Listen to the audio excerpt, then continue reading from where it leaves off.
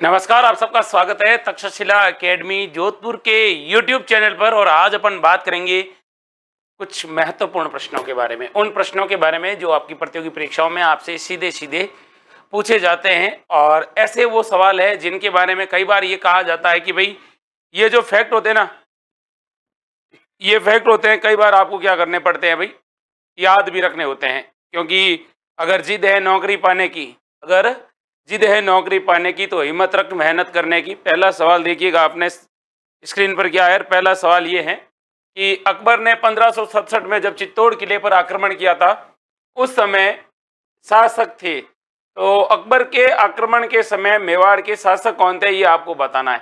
चार ऑप्शन है आपके सामने, बढ़िया तरीके से बताना है। राणा प्रताप, उदय सिंह, अमर सिंह या फिर कर्ण सिंह। तो इसका राइट और सटीक आंसर आपको बताना है कि जब आक्रमण किया था अकबर ने, तो यहाँ पर मेवाड़ के राजा कौन थे, मेवाड़ के शासक कौन थे। प्रवीण राणा, महेंद्र पारगी, रामकरण। तो देखिएगा भाई, इसका राइट आंसर है महाराणा उदय सिंह। अब याद रखना कि अकबर ने जब आक्रमण किया था तो आक्रमण कब किया था। तो अकबर ने आक्रमण किया था 1567 में। यहाँ पर क्या होता है भाई, यहाँ के शासक थे उदय सिंह और यहाँ पर होता है साका।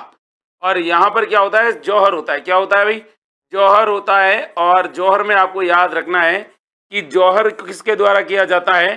तो जौहर किया जाता है जयमल व फत्ता के द्वारा, जयमल व फत्ता के द्वारा किया जाता है जौहर। और केसरिया का जो नेतृत्व करती है, जौहर का जो नेतृत्व करती है, जो साका होता है, उस साके में आपको याद रखना है, ये जो साका हुआ था उस साका में जौहर का नेतृत्व किया था, वो महिलाओं के द्वारा किया था, जिसमें रानी फूल कंवर का नाम था। आपको ये भी पता होगा कि अकबर ने यहाँ पर क्या करवाया था, विजय के बाद कत्ले आम करवाया था। कौन से आम करवाया था, कत्ल ए आम करवाया था, ये भी याद रखना है। और लगभग 30,000 लोगों को मौत के घाट भी उतार दिया था। ये बात आपको याद रखनी है कि उदय सिंह उस समय कहाँ चले गए थे, गोगुंदा की पहाड़ियों में चले गए थे। और इनके जो सेनापति होते हैं उनका नाम होता है फतेह सिसोदिया।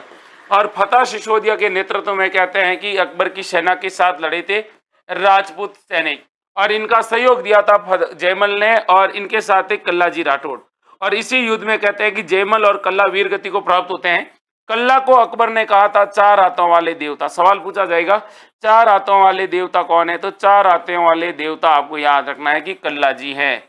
ये तो आपको याद रखना ही रखना है। किसने कहा था, तो अकबर ने कहा था। इसी युद्ध में लड़ते हुए वीर गति को प्राप्त हुए थे। आगे बात करते हैं और अगले सवाल की तरफ बढ़ते हैं। अगला सवाल आपके सामने है, और आपके सामने सवाल रहा है ये, जनरल लेक ने किस किले को जीतने में, जनरल लेक किस किले को जीतने में असफल रहा। तो एक व्यक्ति होता है जिसका नाम होता है लॉर्ड लेक, और लॉर्ड लेक इस निम्न में से कौन से किले को जीतने में असफल रहा, यानी उस किले को जीत नहीं सका। कौन सा किला था जिसको जीत नहीं सका था, इस प्रकार का सवाल आपसे पूछा है। तो देखिएगा, आपको बताना है बाला किला, अचलगढ़ का किला, लोहागढ़ का किला या जयगढ़ का किला। तो बढ़िया और बढ़िया सवाल पूछा है आपसे। इसके बारे में कई बार सवाल पूछा जाता है। और इस किले को कहा जाता है अजय दुर्ग। और वो किला कौन सा है भाई, लोहागढ़ का किला। और लोहागढ़ किले को अजय दुर्ग कहा जाता है। और याद रखना है कि ये जो किला है ये मिट्टी से बना है। किससे बना है भाई, मिट्टी से बना सबसे मजबूत किला है, मिट्टी से बना मजबूत किला है ये। आगे बात करूं इस किले के बारे में, तो लोहागढ़ का किला किस जिले में है, तो लोहागढ़ का किला भरतपुर में स्थित है। और लोहागढ़ पर अधिकार था, या जो यहाँ पर के जो शासक थे, वो यहाँ का जो शासन था वो जाट राजवंश का था। किसका था, जाट राजवंश का यहाँ पर शासन था। भरतपुर के जाट यहाँ पर शासन करते थे, ये भी आपको याद रखना है। अब आगे बढ़ते हैं, फिर अगले सवाल की तरफ बढ़ते हैं। और अगला सवाल क्या कह रहा है वो थोड़ा ध्यान से देखिएगा, क्योंकि ये जो सवाल है कई बार आपकी परीक्षाओं में पूछा जाता है। 1857 की क्रांति के समय राजस्थान में कितनी सैनिक छावनियां थी। 1857 की क्रांति होती है, और 1857 की क्रांति के समय राजस्थान में कितनी सैनिक छावनियां थी, ये आपको बताना है। कई बार ऐसे सवाल आपकी परीक्षाओं में सीधे सीधे पूछ लिए जाते हैं, आपको बताना है। बताइए भाई, महेंद्र प्रागी, अनिल शर्मा, धनराज, बोर्ड, राणपुर, महेंद्र प्रागी के बाद में कैलाश, विरट, गोपासरिया। तो देखिएगा सवाल क्या पूछा है कि राजस्थान में सैनिक छावनियां कितनी थी।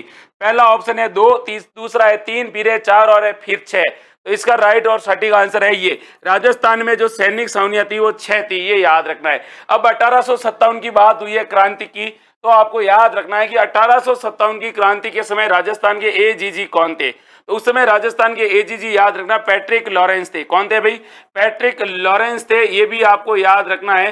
फिर आपसे सवाल पूछा जाएगा, राजस्थान में जो क्रांति की शुरुआत होती है वो 28 मई को हुई थी, 28 मई 1857 को हुई थी। और हुई कहां से थी? तो आपको सीधा सा जवाब देना है कि सर नसीराबाद से हुई थी। और नसीराबाद के अंदर कहते हैं कि 15वीं और 30वीं, कौन सी 15वीं और 30वीं यहाँ पर कौन थी भाई? 15वीं और 30वीं बीएन का मतलब हुआ बंगाल नेटिव इन्फेंट्री थी यहाँ पर, ये भी याद रखना, बंगाल नेटिव इन्फेंट्री यहाँ पर तैनात थी। आगे बात करूं आपके सामने तो आपसे सवाल पूछा जाएगा कि यहाँ पर जब क्रांति हुई थी नसीराबाद में, तो उस समय नसीराबाद की सुरक्षा का दायित्व किसके पास था? तो मेजर प्रिचार्ड के पास। अब 6 छावनियां कौन कौन सी थी? तो देखिए भाई, एक तो थी देवली कहां पर थी? टोंक में। एक थी खेरवाड़ा कहां पर है? अजमेर, अपने खेरवाड़ा पाली के पास में। एक थी नसीराबाद, कौन सी थी? नसीराबाद थी। और उसके बाद एक थी नीमच, कौन सी थी भाई? नीमच थी, ये याद रखना है। देवली, खेरवाड़ा, नसीराबाद, नीमच। इसके अलावा 2 क्या थी? और थी, ये भी आपको क्या रखना है? ये याद रखना है। आगे बढ़ते हैं अगले सवाल की तरफ, और अगला सवाल आपके सामने है, निमोचना कांड हुआ था। अब ये जो निमोचना हत्याकांड है वो कहां पर हुआ था, ये आपको याद रखना है। इस प्रकार के जब भी आपसे सवाल पूछे तो आपको जवाब देना है कि निमोचना हत्याकांड किसान आंदोलन से संबंधित है, और निमोचना हत्याकांड से रिलेटेड कई बार सीधे सीधे आपसे सवाल पूछे जाते हैं, कई बार पूछे जाते हैं। तो बताइएगा भाई, ये कब हुआ था? 1902 में, 1912 में, 1925 में, या 1945 में? बताइए। महेंद्र प्रागी, कैलाश बिरट, नानक परियार, अनिल शर्मा, सुरजाराम बोगू, भरत ओशिया। बताइएगा भाई, महेंद्र प्रागी। तो इस प्रकार के जब भी सवाल पूछे तो निमोचना हत्याकांड के बारे में, ये हुआ था 1925 में। अब ये निमोचना हत्याकांड है वो कहां पर हुआ था? तो अलवर में हुआ था। ध्यान रखना, कहां पर हुआ था? अलवर में। इसको क्या कहा जाता है? दूसरा क्या कहा जाए? सेकंड जलियांवाला बाग कहा जाता है।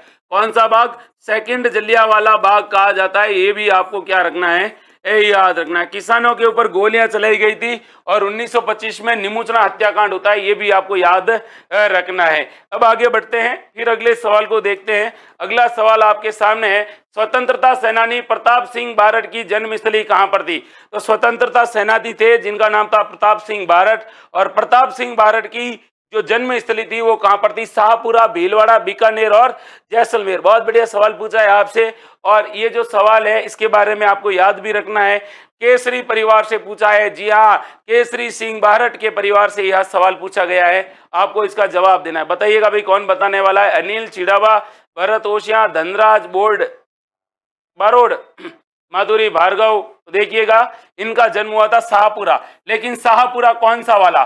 शाहपुरा भीलवाड़ा के अंदर भी है, शाहपुरा जयपुर के अंदर भी है। तो शाहपुरा भीलवाड़ा के अंदर जन्म होता है। और इनके पिता का नाम क्या था?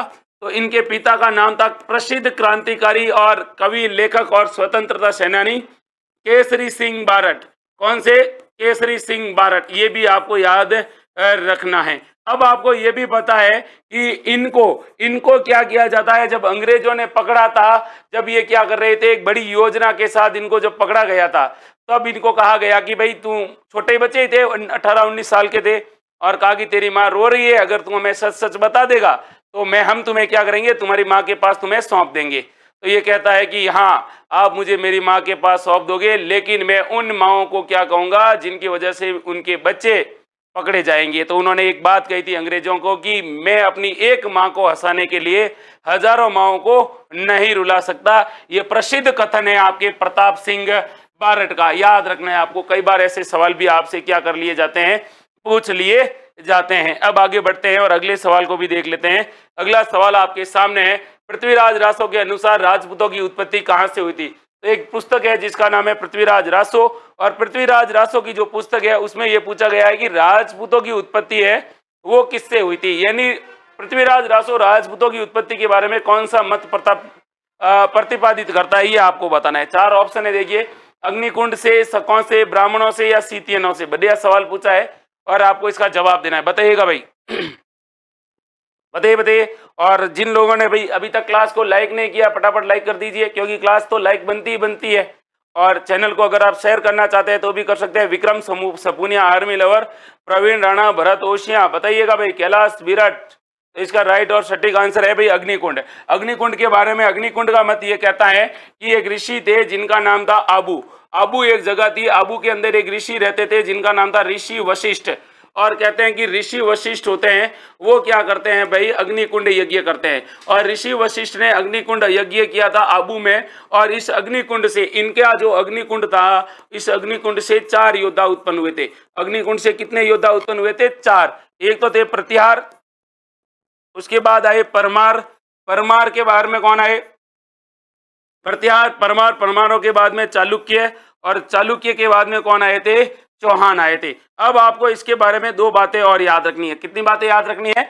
2 बातें याद रखनी है। सवाल पूछा जाएगा इसका समर्थन कौन करता है, तो इस बात का समर्थन करने वाला है एक तो नैणसी। कौन है भाई? नैणसी है। इसके अलावा जो चारण साहित्य है, जो चारण कवि है, वो भी क्या करते हैं भाई, इनका समर्थन करते हैं। इसके अलावा और कौन करते हैं भाई? जिनको भाट या राव कहते हैं, जो भैया है, वो क्या करती है, इसका कहती है। और आपको पता होगा सूर्यमल मिश्रण, सूर्यमल मिश्रण भी इस मत को मानते हैं कि नहीं, राजपूतों में 4 योद्धाओं की उत्पत्ति है, वो कहां से हुई है? अग्निकुंड से हुई। अग्निकुंड में ध्यान रखना है आपसे, अग्निकुंड यज्ञ के बारे में जानकारी देता है पृथ्वीराज रासो। पृथ्वीराज रासो कहते हैं कि आबू में एक ऋषि रहते थे, ऋषि वशिष्ठ, और ऋषि वशिष्ठ ने अग्निकुंड यज्ञ किया था। और उस अग्निकुंड यज्ञ में 4 योद्धा उत्पन्न हुए, पहले प्रतिहार, फिर परमार, फिर चालुक्य और चौहान। उसके बाद कई बार सवाल पूछा जाता है कि पृथ्वीराज रासो के इस मत को समर्थन देने वाले कौन है, तो मोनोद नैणसी की जो नैणसी ख्यात है वो है। चारण कवि जितने भी है, काफी कवि इसकी जानकारी देते हैं। और जितनी भी बहिया है जो भाटों और रावों की, उसके बारे में, और सूर्यमल मिश्रण ने भी इसके बारे में अपना समर्थन दिया है। याद रखना है, ये अग्निकुंड का कंसेप्ट आपके कई बार एग्जाम में पूछ लिया जाता है। और पैटर्न क्या पूछता है कि सवाल जैसे 4 ऑप्शन दे दिया और कह देगा निम्नलिखित में से कौन से, निम्नलिखित में से कौन है अग्निकुंड से उत्पन्न नहीं हुए। चौहान की जगह कुछ और देंगे, चालुक्य की जगह कुछ और देंगे, परमारों की जगह कुछ और देंगे। तो ये आपको कंसेप्ट के साथ याद रखना है। एक बार तो ये पूछ लिया था कि अग्निकुंड से सबसे पहले कौन पैदा हुए, तो प्रतिहार। अंतिम कौन हुए थे? चौहान हुए थे। तो ये कंसेप्ट आपको पढ़ना पड़ेगा और समझना पड़ेगा। अगला सवाल देखिएगा, अगला सवाल आपके सामने है, ये रहा। अक्षय तृतीया किस महीने में मनाई जाती है, जो अबूझ सावे के रूप में प्रसिद्ध है? अक्षय तृतीया किस तिथि के दिन मनाई जाती है, जिसे क्या कहा जाता है? अबूझ सावे का दिन कहा जाता है। कौन से महीने में मनाई जाती है? बढ़िया सवाल पूछा है, अच्छा और बेहतरीन सवाल पूछा है। राम अवतार सेन, राम अवतार सेन के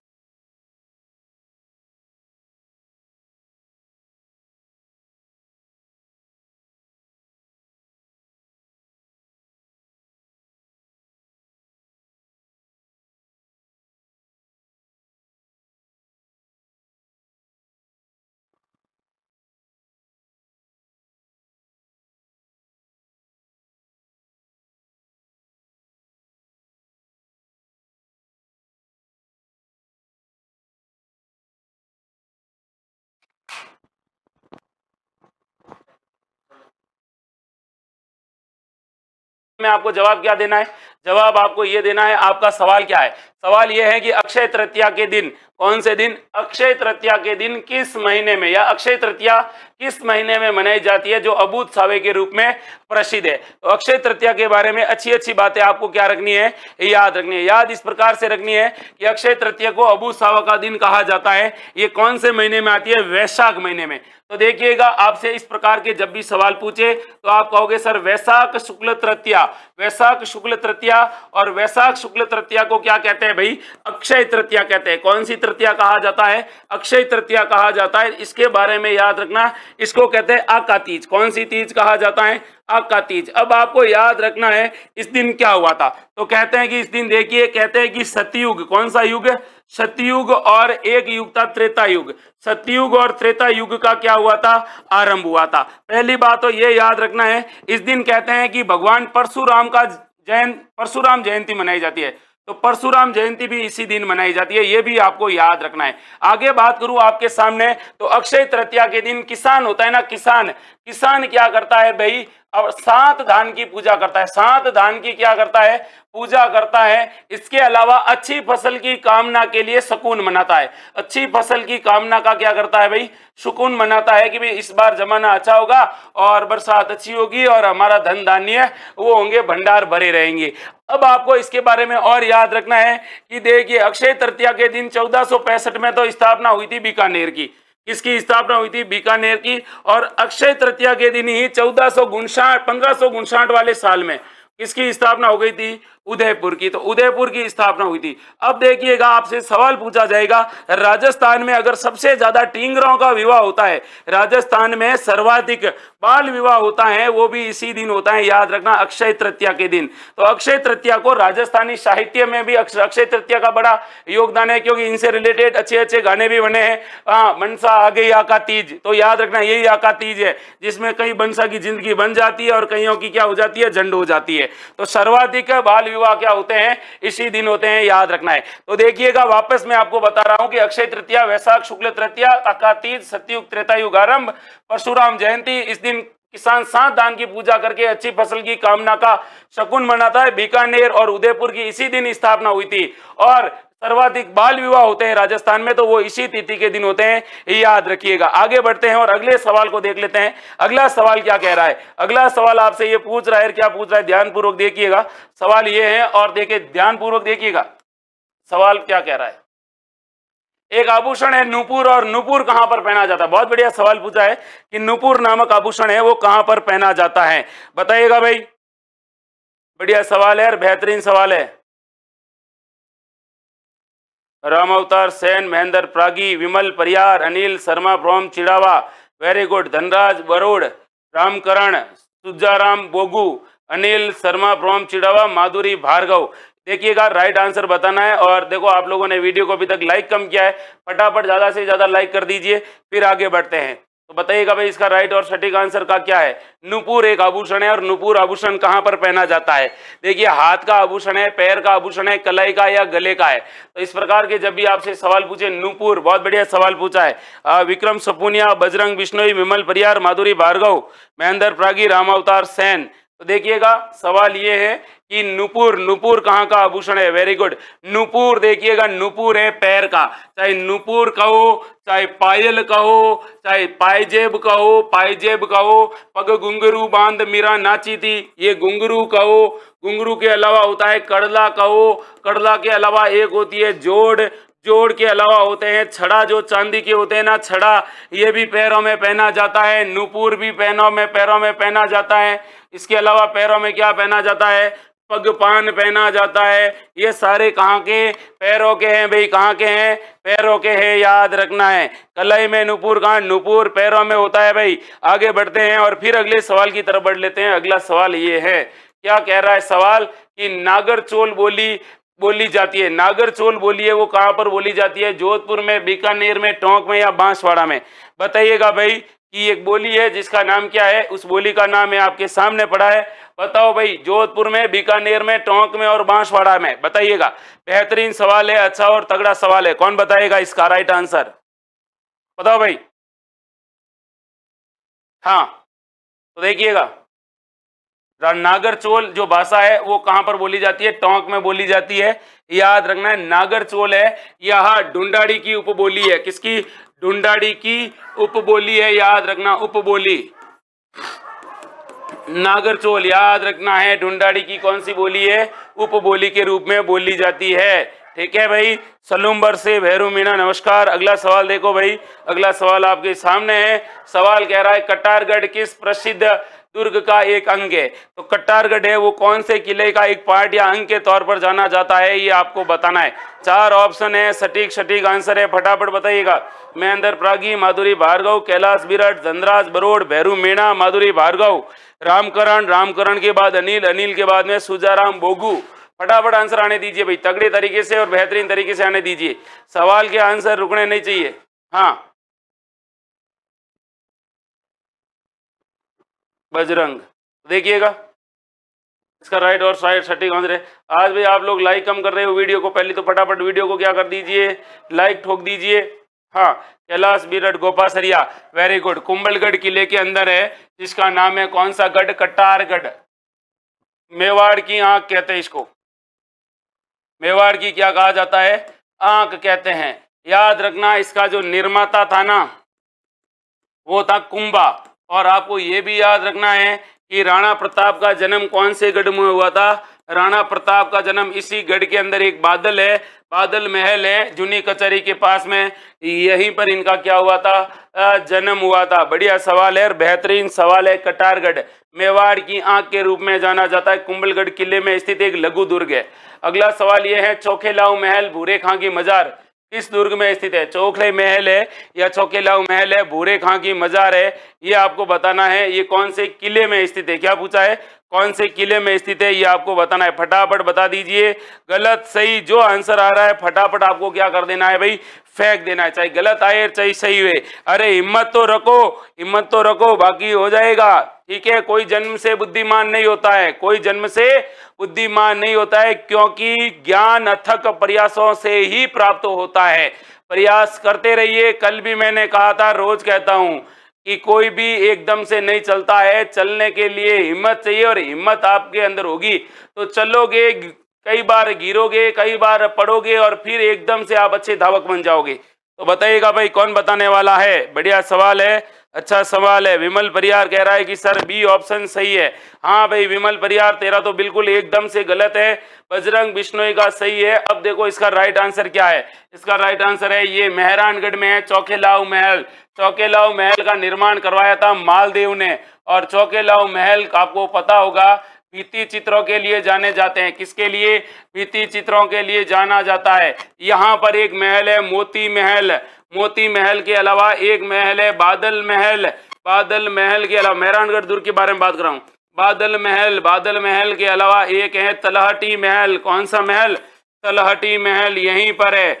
ये तो मेहरानगढ़ दुर्ग के अंदर स्थित क्या है? महल है। मेहरानगढ़ दुर्ग के अंदर एक मंदिर है आनंद घनजी का मंदिर। आनंद घनजी का क्या है? मंदिर है। इसके अलावा यहाँ पर चामुंडा माता का क्या बना हुआ है? मंदिर बना हुआ है। इसके अलावा नागणेची माता का क्या बना हुआ है?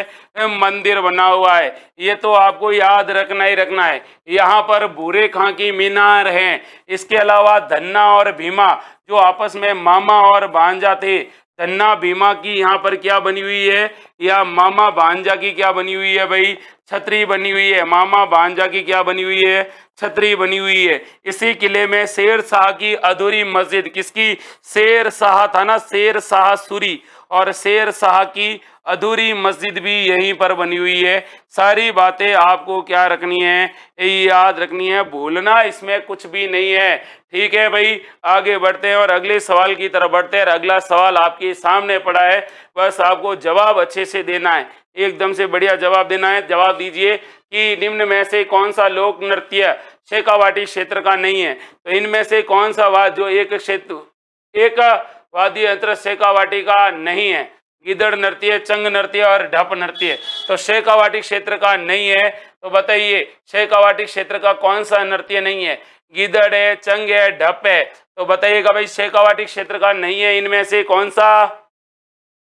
प्रवीण राणा, अनिल शर्मा के बाद में रामावतार सेन, कैलाश बिरट, चेतन राम धांधु, माधुरी भार्गव। तो क्या आंसर है इसका? आपको जवाब देना है। तो बताइएगा भाई इनमें से कोई नहीं। अरे भाई इनमें से कोई नहीं, इनमें से कोई नहीं कह रहा है कि सर इनमें से कौन सा नहीं है। गिदड़ नृत्य शेखावाटी में होता है कि भीलवाड़ा में होता है? तो इसका राइट आंसर है ढप नृत्य। ढप नृत्य कहाँ का नहीं है भाई? शेखावाटी का नहीं है। चंग शेखावाटी में है, गिदड़ शेखावाटी में है। अगला सवाल देखिएगा, अगला सवाल है इनमें से कौन सा वाद्य, निम्न में से वाद्य यंत्र रहित कौन सा नृत्य है? कुल मिला के सवाल ये पूछा है कि इनमें से कौन से इनमें से कौन से नृत्य में वाद्य यंत्र का प्रयोग नहीं हो रहा है? तो बताइए वाद्य यंत्र का प्रयोग किसमें नहीं हो रहा है? बताओ, चार ऑप्शन है। निम्न में से किसमें वाद्य यंत्रों का प्रयोग नहीं हो रहा है? किसके में वाद्य यंत्रों का प्रयोग नहीं हो रहा है? वालर में, लूर में, हाथीमन्ना में या गेर में? तो इस प्रकार के जब भी आपसे सवाल पूछे तो आपको क्या जवाब देना है कि देखो भाई चार ऑप्शन है और चारों में से राइट आंसर ये है कि ये जो एक वालर नृत्य है, वालर नृत्य में किसका प्रयोग नहीं होता है? वाद्य यंत्र का प्रयोग नहीं होता है। बिना वाद्य यंत्र का नृत्य है कौन सी जनजाति के लोग करते हैं? गरासिया जनजाति के लोग। तो गरासिया जनजाति में कहते हैं यह नृत्य किया जाता है लय और ताल के साथ किया जाता है, हाथ में छतरी लेकर नृत्य किया जाता है। बाकी लूर, हाथीमन्ना और गेर नृत्य में तो वाद्य यंत्रों का प्रयोग किया जाता है। आगे बढ़ते हैं, फिर अगले सवाल की तरफ देखते हैं। अगला सवाल आपके सामने है, आपको इसका राइट आंसर बताना है। किस वाद्य यंत्र में चमड़े की एक पट्टी पर 50 से 60 घुंघरू होते हैं? बढ़िया सवाल पूछा है कि इनमें से किस वाद्य यंत्र में एक चमड़े की पट्टी होती है और उस पर 50 से 60 छोटे छोटे घुंघरू होते हैं? थाली है, रमजोल है, खड़ताल है या श्रीमंडल है? बढ़िया सवाल पूछा है आपसे। बढ़िया सवाल पूछा है कि इनमें से कौन से वाद्य यंत्र में 50 से 60 घुंघरू होते हैं? बताओ। पग घुंघरू बांध मीरा नाची थी। तो बताइए भाई, थाली है, रमजोल है, खड़ताल है या श्रीमंडल है? बढ़िया सवाल पूछा है आपसे। कौन बताएगा भाई? महेंद्र प्रागी, सुजाराम बोगू। हाँ भाई बताओ भाई। विमल परियार, राम अवतार सेन, भैरू मीणा, सलुम्बर, धनराज बरोड़। बताइएगा भाई, बता दीजिए। एक बात हमेशा ध्यान रखना, हार होने में बुराई नहीं है। हार होना कोई बड़ी बात नहीं है। हार होना बड़ी बात नहीं है। बड़ी बात यह है कि अगर व्यक्ति हार मान लेता है तो उसका अंत निश्चित हो जाता है। इसीलिए चाहे सवाल गलत हुए चाहे सही हुए, आपको तो क्या देना है? जवाब देना है। क्या देना है? जवाब देना है। याद रखना, क्योंकि खुद पर वक्त लगाओगे तो दुनिया एक दिन लाइन लगाएगी आपसे वक्त मांगने के लिए। तो बताओ भाई, रामकरण के बाद में अनिल शर्मा चिड़ावा। बताओ भाई, और कौन बताने वाला है? बजरंग बिश्नोई, संदीप बिश्नोई, नील शर्मा। इसका राइट आंसर है रमझोल। कौन सा झोल? रमझोल सही है। बी ऑप्शन एकदम सही और सटीक है। श्रीमंडल, खड़ताल और थाली नहीं है। आगे बढ़ते हैं और फिर अगले सवाल को देखते हैं। अगला सवाल, कर्नल जेम्स टॉड ने किन्हें वन पुत्र की संज्ञा दी थी? तो कर्नल जेम्स टॉड है, किनको वन पुत्र कहता है? तो आपको बताना है कर्नल जेम्स टॉड ने किसे वन पुत्र की संज्ञा दी? भीलों को, मीणाओं को, शहरियों को या गरासियों को? बढ़िया सवाल पूछा है कि राजस्थान में कर्नल जेम्स टॉड ने किन्हें वन पुत्र की संज्ञा दी थी? बताइए भाई। महेंद्र प्रागी, सुजाराम, संदीप बिश्नोई, अनिल चिड़ावा, रामकरण, कैलाश विराट, अनिल शर्मा। फटाफट आंसर आने दीजिए। वेरी गुड, बेहतरीन सवाल जवाब आने चाहिए आपके। हाँ, राम अवतार सेन, आकाश राणा, संदीप बिश्नोई, माधुरी भार्गव, बजरंग बिश्नोई, चेतन राम दांदू। वेरी गुड, राम अवतार सेन। तो इसका राइट और सटीक आंसर है भीलों को। क्या कहा था? भीलों को। सवाल पूछे, राजस्थान की दूसरी बड़ी जनजाति कौन सी है? दूसरी बड़ी जनजाति है, याद रखना, दूसरी बड़ी क्या है? जनजाति है भील। और आपको ये भी पता होगा कि भील सर्वाधिक कहाँ पर निवास करते हैं? मेवाड़ में। अगर सवाल पूछे कि सर्वाधिक किस जिले में निवास करते हैं, तो सर्वाधिक अगर जनसंख्या के हिसाब से देखा जाएगा तो आप कहोगे उदयपुर में। लेकिन अगर सवाल पूछा जाएगा सर्वाधिक भी है और प्रतिशत से सर्वाधिक कहाँ पर है, तो बांसवाड़ा में है। अब आपको ये भी पता होगा, भील जनजाति के अंदर जो मुखिया होता है, मुखिया को क्या कहा जाता है? गमेती कहा जाता है। क्या कहा जाता है? गमेती कहा जाता है। अब आपको ये भी पता होगा कि भील है वो केसरिया जी की क्या पीकर? केसरिया जी या फिर काला जी, केसरिया जी या काला जी की केसर पीकर क्या नहीं का पीते हैं? कि केसर पीकर झूठ नहीं बोलते हैं। केसर पीकर झूठ नहीं बोलते हैं, ये भी आपको याद रखना है। आगे बढ़ते हैं और आगे आपको दो बातें और याद रखनी है कि भीलों को पहली बार सेना में बड़े पद किसने दिए थे? सेना में बड़े पद किसने दिए थे? तो वो दिए थे राणा प्रताप ने। किसने दिए थे? राणा प्रताप ने दिए थे। याद रखना है, भूलना कुछ भी नहीं है। आगे बढ़ते हैं और फिर अगले सवाल के बारे में बात करते हैं। और अगला सवाल आपके सामने है। सवाल है ये, क्या कह रहा है? सवाई जय सिंह एक युग प्रवर्तक शासक थे। निम्न में से कौन सा विकल्प उनसे संबंधित नहीं है? तो सवाई जय सिंह के बारे में कहा जाता है कि वो युग प्रवर्तक शासक थे, लेकिन इनमें से कौन सा विकल्प उनसे संबंधित नहीं है? इन्होंने 5 वेधशालाएं बनाई थी। उन्होंने एक नक्षत्रों की शुद्ध सारणी जीद मोहम्मद शाही बनाई थी। 1727 में जयपुर नगर की स्थापना की थी। इन्होंने अकबर की सेवा की थी। तो बताओ भाई, इनमें से कौन सा गलत बैठ रहा है?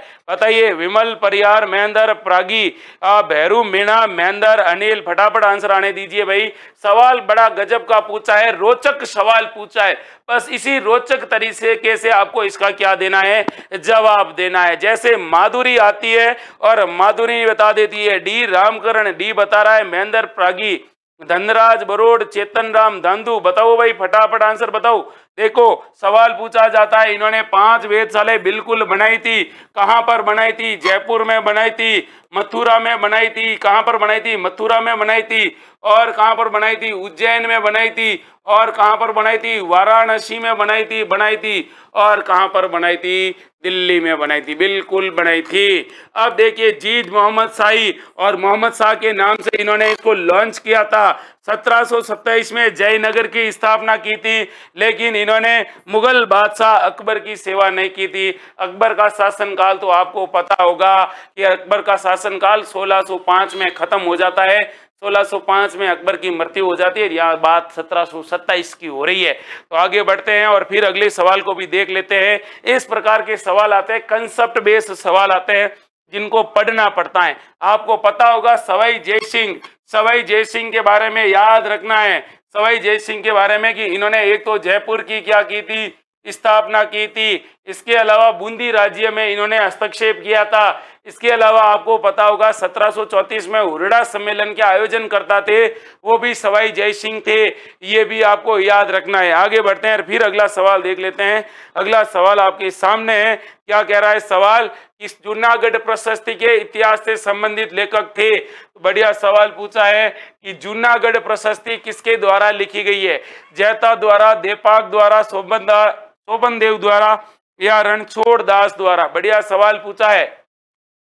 तो आपके सामने ये सवाल है, इसके जवाब देने आपको। और सवाल क्या पूछा है कि जूनागढ़ प्रशस्ति, याद रखना जूनागढ़ का जो किला है, इस किले का निर्माण करवाया था राय सिंह ने। और राय सिंह ज्यादातर मुगलों के साथ युद्ध में बिजी रहते थे, इसलिए इसको किसकी देखरेख में बनवाया था? करमचंद्र पंवार की देखरेख में। अब देखो करमचंद पंवार की देखरेख में बनता है। और जूनागढ़ का किला कहां पर है? बीकानेर में है। सवाल पूछा है इसके जो प्रशस्ति के लेखक कौन थे? तो इसके प्रशस्ति के लेखक थे भाई जैता। कौन थे? जैता थे, जैता। याद रखना जैता, ये इंग्लिश में जैता JAITA, तो इसका मतलब हुआ जैता। और तो जैता या फिर जैता होता है। आगे बात करते हैं देपाक। देपाक किसका वास्तुकार था? तो देपाक आपको पता होगा रणकपुर मंदिर का क्या था? वास्तुकार था। रणकपुर मंदिर का वास्तुकार, याद रखना है। अब आप कह रहे हो कि सर रणछोड़ भट्ट था। अरे भाई रणछोड़ दास भट्ट ने, रणछोड़ दास जी ने तो वो लिखी थी अपने कौन सी राज प्रशस्ति। कौन सी प्रशस्ति लिखी थी? राज प्रशस्ति लिखी थी। राजसमंद झील के किनारे 25 संगमरमर के शिलालेखों पर दुनिया की सबसे बड़ी प्रशस्ति लिखी थी।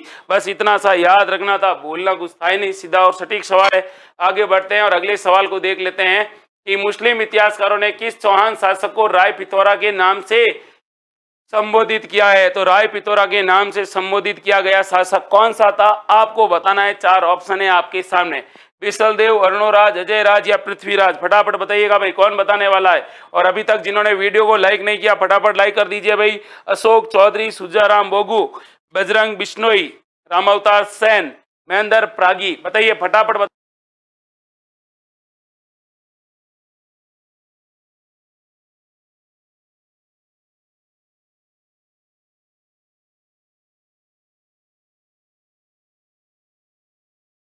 बताओ भाई, बताओ फटाफट बताओ। सवाल अच्छे हैं, बेहतरीन सवाल है। हाँ, तो देखिएगा इस प्रकार के सवाल पूछे जाते तो एक ही चीज याद रखनी है कि ये थे पृथ्वीराज तृतीय। कौन थे? पृथ्वीराज तृतीय। पृथ्वीराज तृतीय के बारे में याद रखना है कि इनका शासनकाल 1169 से 1177 में होता है। अब आपको 1177 से क्या होता है? 1192 तक इनका शासनकाल। यहाँ पर इन्होंने क्या किया था? शासन किया था। और इनका जो जन्म हुआ था वो 1169 में हुआ था। 1169 में इनका जन्म होता है, अनिल पाटन में होता है। कहाँ पर होता है?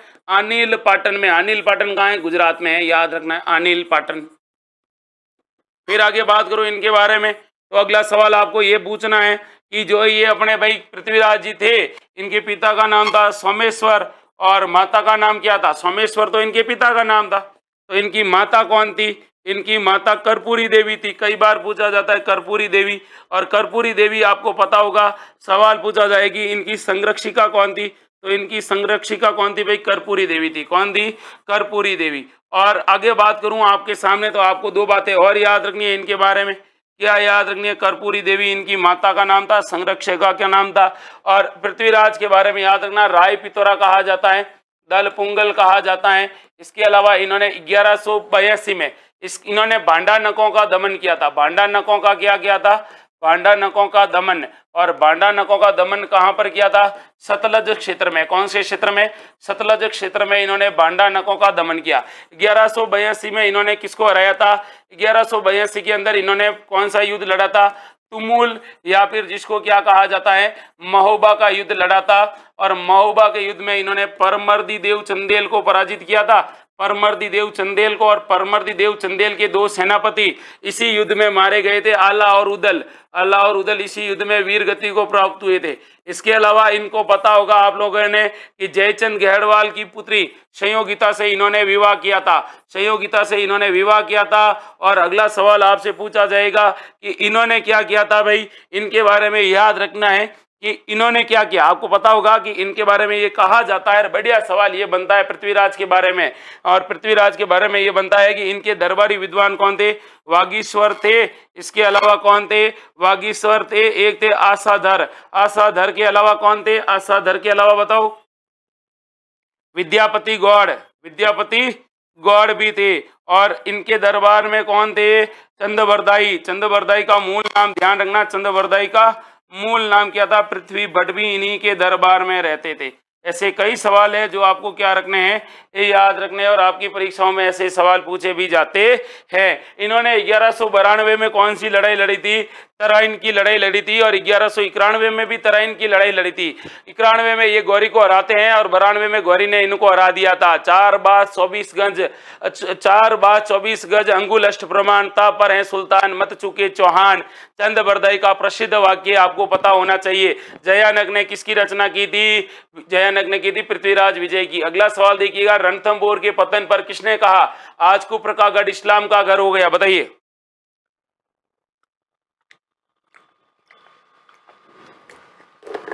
आज कुफ्र का गढ़ इस्लाम का घर हो गया, किसने कहा? बताओ।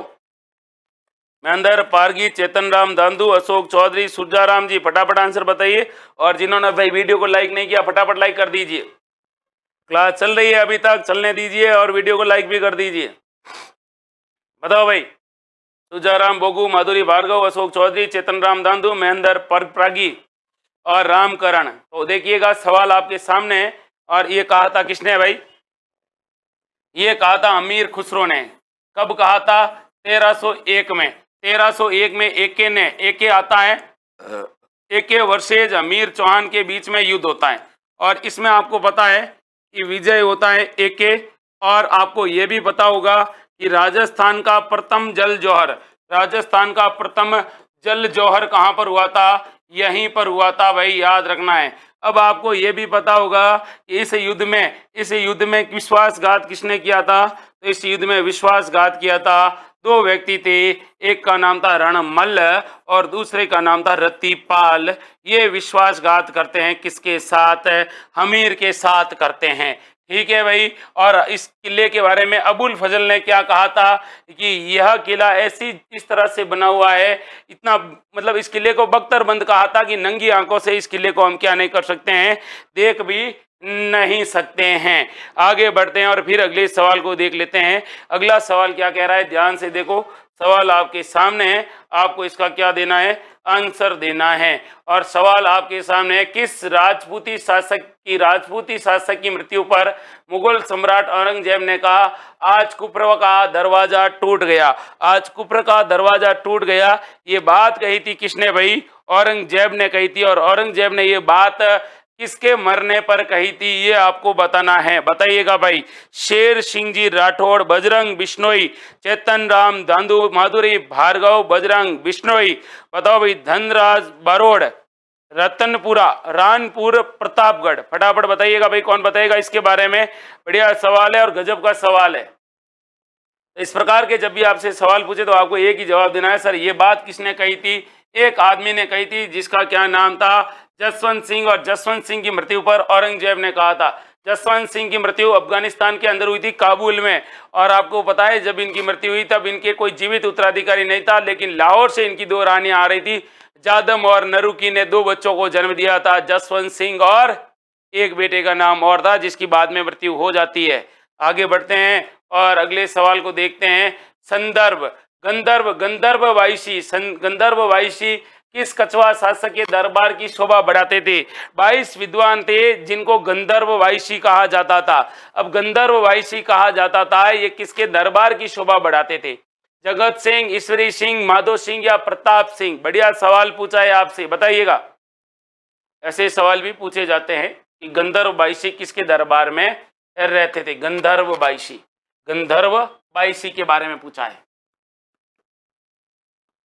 बताओ कौन बताएगा, कौन बताएगा भाई? माधुरी ने कहा सर बी एग्जैक्ट सही है मेरा, वेरी गुड। और भाई कौन बताने वाला है? धनराज, वेरी गुड, बी बताया है भाई। तो इस प्रकार के जब आप आंसर देते हो तो आपके आंसर सीधे सीधे गलत हो जाते हैं, क्योंकि इसका राइट और सटीक आंसर है भाई प्रताप सिंह। क्या है? प्रताप सिंह है। प्रताप सिंह आपको पता होगा जयपुर के शासक थे, सवाई प्रताप सिंह। कान पे थोड़ा ध्यान से जोर डाल के सवाल को सुनो, आंखों से थोड़ा देखो। सवाई प्रताप सिंह, सवाई प्रताप सिंह के बारे में 3-4 बातें जो आपको क्या रखनी है, याद रखनी है भाई। अब देखिएगा भाई, हाँ भाई टेस्ट सीरीज बीएसटीसी की मिल जाएगी आपको। ये ऐप का लिंक दिया जा रहा है कमेंट बॉक्स में, वहां पे आप जाइए और टेस्ट सीरीज ले लीजिए। अब देखिए, इनके दरबार में गंधर्व बाईसी और जयपुर शैली का स्वर्ण काल, कौन सा काल? जयपुर शैली का स्वर्ण काल याद रखना है।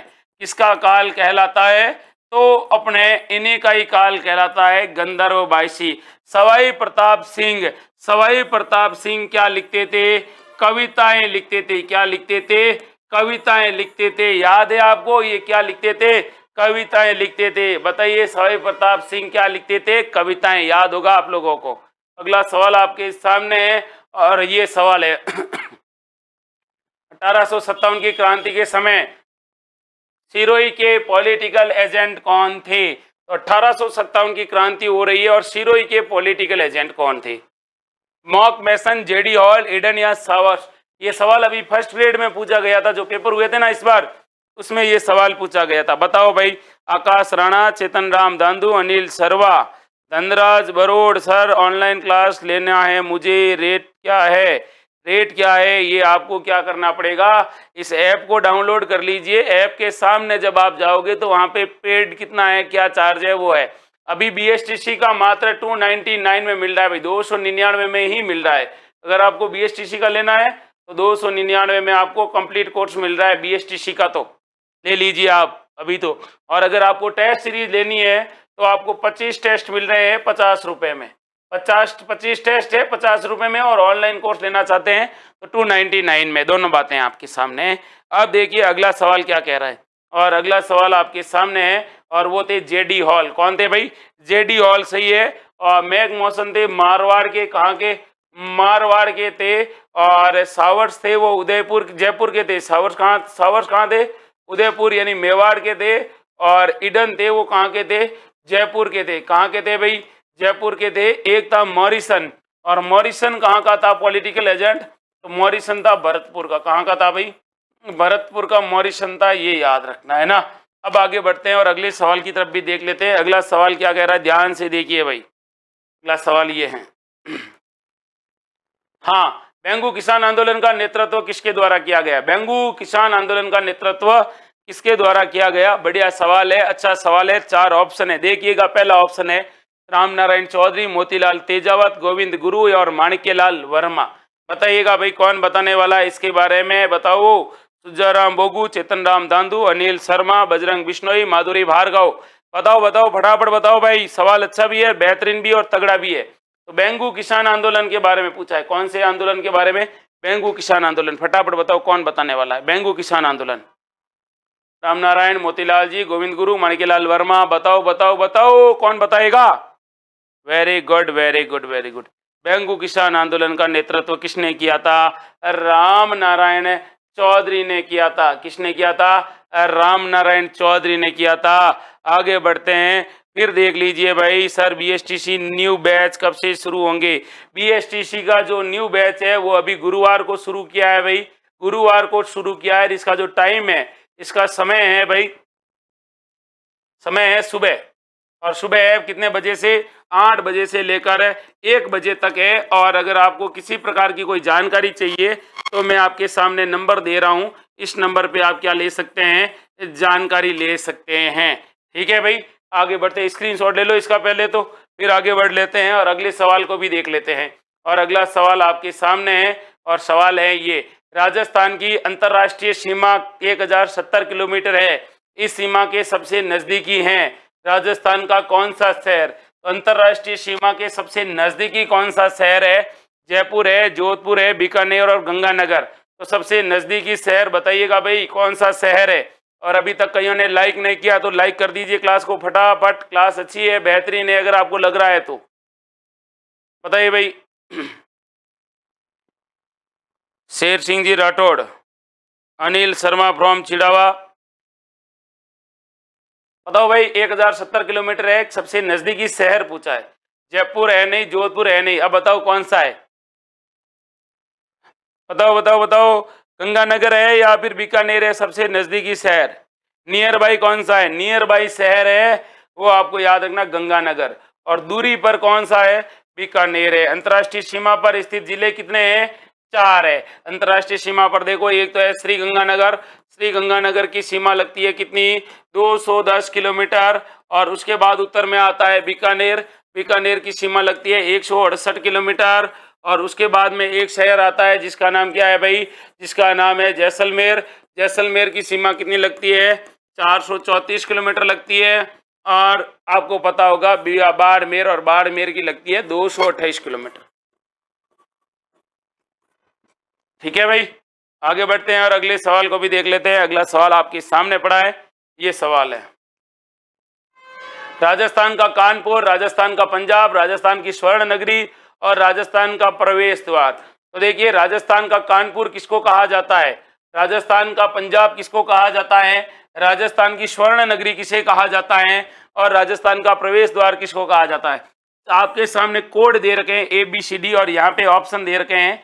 ऑप्शन में देखिए, पहले में 4 3 2 1, फिर है 1 2 3 4, फिर है 1 2 4 3 और फिर है 3 1 2 4। फटाफट आपको आज का क्या देना है? आंसर देना है, बताइएगा भाई। डेंजर जोन, महेंद्र प्रागी, बताओ भाई क्या राइट आंसर है? तो देखिएगा, राइट आंसर है राजस्थान का कानपुर है, कोटा। ए में 4 आ रहा है, इसके अलावा इसमें भी 4 नहीं, इसमें भी 4 नहीं, इसमें भी 4 नहीं, मतलब ये आपका क्या है? सही है। राजस्थान का पंजाब कहते हैं सांचौर को। राजस्थान की स्वर्ण नगरी किसको कहा जाता है? जैसलमेर को। और राजस्थान का प्रवेश द्वार भरतपुर को कहा जाता है। किसको कहा जाता है? भरतपुर को, क्योंकि यहाँ पर धौलपुर ऑप्शन है ही नहीं, तो आपका क्या होगा? धौलपुर के पास वाला अब भरतपुर होगा भाई। ये क्या रखना है? याद रखना है। क्या रखना है भाई? याद रखना है। देखिए भाई, मैं आपको एक बात और कह देता हूं कि खुद पर वक्त तो लगाओ, खुद पर वक्त तो लगाओ, दुनिया लाइन लगाएगी आपका वक्त मांगने के लिए। अगर जिद है नौकरी पाने की तो फिर हिम्मत रख मेहनत करने की। तुम कितने ताकतवर हो, ये अखाड़े से नहीं, तुमने कितनी किताबें पढ़ी है, इससे डिसाइड होता है कि आपकी बुद्धि में कितनी ताकत है। शरीर की ताकत तो कुछ समय तक के लिए रहती है, लेकिन बुद्धि की और किताबों से जो ताकत आपने प्राप्त की है, ये आपको आजीवन क्या करती है भाई? आपको आजीवन प्रसिद्धि दिलाती है, और आपको आजीवन क्या दिलाती है? इज्जत दिलाती है। तो ये जो क्लास थी आज की अपन ये यहीं पर समाप्त करते हैं, मिलूंगा कल। लेकिन जाते जाते आप लोगों को बता दूं कि हमारे ये नंबर है 6375043346। अगर आपको कोई भी जानकारी चाहिए तो आपको डायरेक्ट इस नंबर पे क्या कर लेना है? मैसेज कर लेना है। अगर आपको ऑनलाइन कोर्स से रिलेटेड कोई भी जानकारी चाहिए तो 9503355595 पे भी आप क्या ले सकते हैं? मैसेज कर सकते हैं। इस नंबर पे आप क्या कर सकते हैं? कॉल कर सकते हैं, और इस नंबर पे आप क्या कर सकते हैं? व्हाट्सएप कर सकते हैं। और ये जो सवाल है, ये जो नंबर है आपकी जिज्ञासाओं के लिए है, और ये हमारे यहाँ के नंबर है जहाँ से आपको क्या मिलेगी? संपूर्ण जानकारी मिलेंगी। बाकी मिलूंगा कल फिर नए जोश, नए जुनून और नए प्रश्नों के साथ। लगे रहना है, क्योंकि लड़ा वही जो हारा नहीं। ओके, जय हिंद, जय भारत।